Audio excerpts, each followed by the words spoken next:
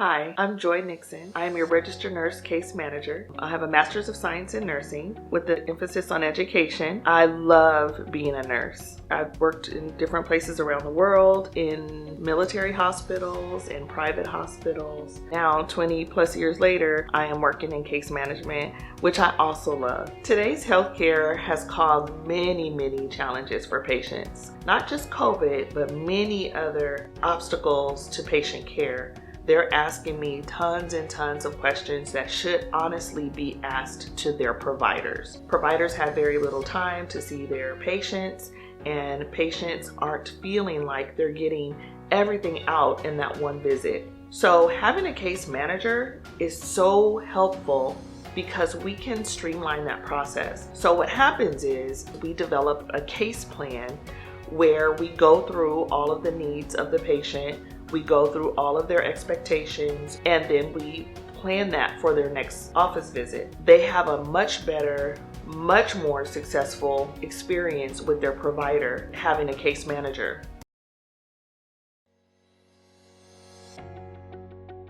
What case managers do is we identify all of the problems that the patient is having, all of their needs, all of their concerns, and we start to create a plan that can help address those concerns. After we develop a plan for each patient, then that patient can have a better conversation with their doctor. This is so helpful because it streamlines the timeline that the doctor has for the patient to getting all of their needs met. It also helps the patient be able to better express what their expectations are. It's super important for the patient to understand what's happening with their health. By developing a care plan, they're able to know all the details and they have the opportunity to ask questions. One of the main goals of a case manager is to collect data. I always have the patient bring me as much evidence as possible so that we can put it together for the provider. Another very important goal is to understand time